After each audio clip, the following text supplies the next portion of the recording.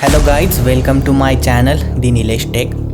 In this video we will talk about how we could navigate the file system through the absolute path or the relative path and the difference between absolute path and the relative path. And guys, please watch the full video.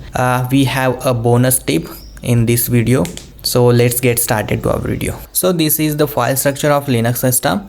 So basically there are two paths to navigate a file system. The first one is the absolute path and the second one is the relative path. An absolute path always begins with a slash. This indicates that the path starts at the root directory. First, let's go into our lab by connecting to our server using putty or SSH. This time I'm doing SSH in Windows.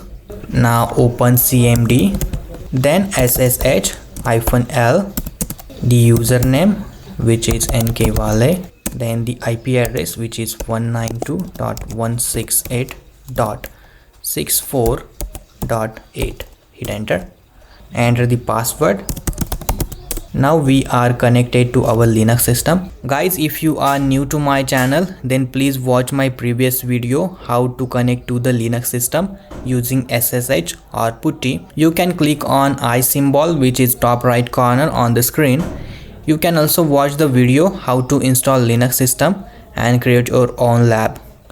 Okay, coming to the point. Now an example of an absolute path. If you are going to go into the log directory which is in var directory, it has one directory above it. So you could start with cd/var/log will take you directly to a log folder.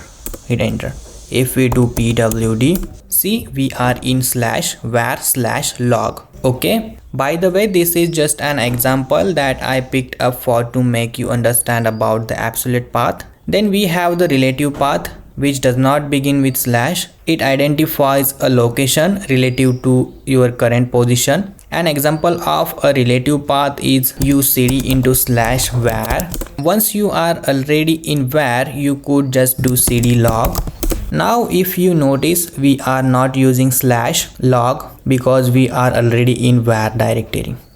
Another example is if I am in my home directory. So first I will do cd, hit enter. Now I am in my home directory. And now if I want go into demo directory which is in my scripts folder, then I will do simply cd my scripts/demo and hit enter. Here we are not using /my scripts because they do not begin with slash. So this is the main difference between the absolute path and the relative path. And the reason you use these two different paths is because if you already know the directory where you want to go in, you don't have to go into one directory then the second, third or fourth. You could directly go into the path of the directory. By the way, if you hit tab, it will autocomplete your directory if it is exist.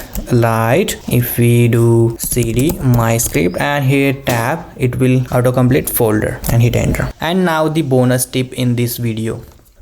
So guys, if you are in the root directory, we can do pwd, we are in root. And now if you are go into the my scripts and demo folder which is in home directory, you can also use the tilde symbol which is indicate that the home directory. You can use right cd tilde slash and my scripts and the demo and hit enter.